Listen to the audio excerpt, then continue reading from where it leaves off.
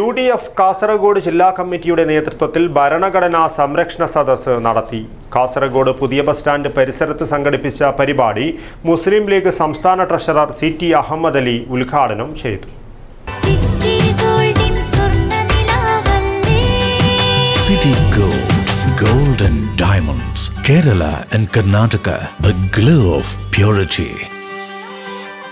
Indian ഭരണഘടനയുടെ അന്തസ്സത്ത ഇല്ലാതാക്കാനും ഭരണഘടനയുടെ അടിസ്ഥാന മൂല്യങ്ങളിൽ നിന്ന് വ്യതിചലിക്കാതിരിക്കാനും ബോധപൂർവമായ ചില ശ്രമങ്ങൾ നടക്കുകയാണെന്നും അതിനെ ചെറുത്തു തോൽപ്പിക്കണമെന്നും മുസ്ലിം ലീഗ് സംസ്ഥാന ട്രഷറർ CT അഹമ്മദ് അലി പറഞ്ഞു.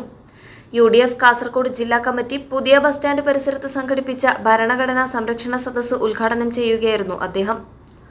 ഇന്ന് ഈ രാജ്യത്തിൻ്റെ നമുക്കറിയാം, ഈ ഗവൺമെൻറ്, ഇന്ത്യ രാജ്യം ഭരിക്കുന്ന ഗവൺമെൻറ്റും സംസ്ഥാനം ഭരിക്കുന്ന ഗവൺമെൻറ്റും എല്ലാം തന്നെ ഇന്ന് ജനങ്ങളുടെ സ്വാതന്ത്ര്യവും അതുപോലെ തന്നെ അവകാശങ്ങളും കവർന്നെടുത്തുകൊണ്ട് ഈ രാജ്യത്തെ ജനാധിപത്യത്തെ കശാപ്പ് ചെയ്യുന്ന അവസ്ഥയാണ് നമുക്ക് കാണാൻ കഴിയുന്നത്.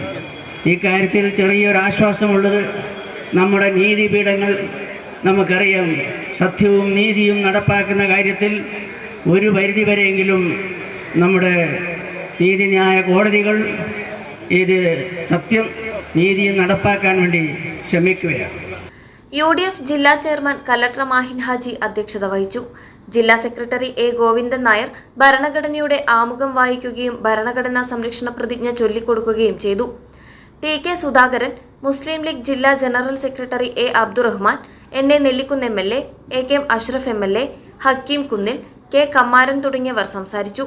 കൂക്കൽ Balakrishnan, K Sreedharan, national Abdulla, AB Shafi, Abdulla Kunhi Cherkala, Haris Choori, Azeez Marikke, Abbas Beegum, AK Arif, Hameed Mangad തുടങ്ങിയവർ സംബന്ധിച്ചു. News bureau, Kasaragod.